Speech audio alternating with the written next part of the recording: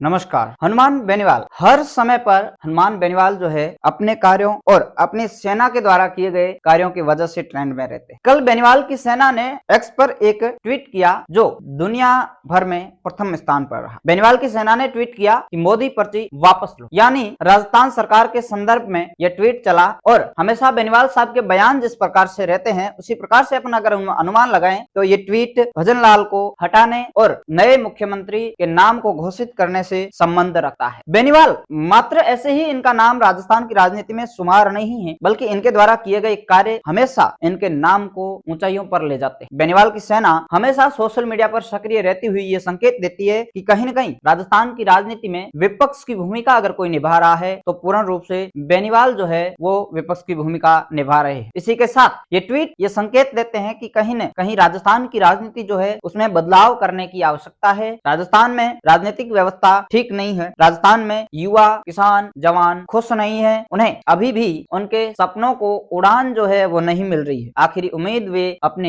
हनुमान बेनीवाल को बताते हुए नजर आते हैं। आखिरकार बेनीवाल का जो क्रेज है वो राजस्थान के अंदर तेजी से बढ़ता हुआ नजर आ रहा है। आपको क्या लगता है कि राष्ट्रीय लोकतांत्रिक पार्टी आने वाले पंचायती राज के चुनाव में किस प्रकार अपनी भूमिका निभाएगी और वे किस प्रकार से चुनाव लड़ेगी, किन रणनीतियों के साथ चुनाव लड़ेगी? हाल में बेनीवाल ने इस प्रकार का कोई स्पष्टीकरण नहीं किया है कि वो किसी राष्ट्रीय दल के साथ मिलकर के पंचायती राज चुनाव लड़ेंगे। अभी तक यह बात मालूम पड़ती है कि बेनीवाल आने वाले पंचायती राज चुनाव में अच्छे तरीके से राजस्थान में, संपूर्ण राजस्थान में पंचायती राज चुनाव लड़ेंगे और अपने दम पर चुनाव लड़ेंगे। देखना यह होगा कि बेनीवाल किसी पार्टी के साथ मिलकर के चुनाव लड़ते हैं या अपने दम पर चुनाव लड़ते हैं। पंचायती राज चुनाव में बेनीवाल की पार्टी की क्या भूमिका रहती है और यही पंचायती राज चुनाव आगामी ये तय करेंगे कि 2028 के चुनाव में बेनीवाल की पार्टी की क्या स्थिति रहने वाली है। आपका क्या विचार है बेनीवाल और उनकी पार्टी के बारे में, उनकी सेना के बारे में? अपनी राय कमेंट बॉक्स में जरूर दें। धन्यवाद।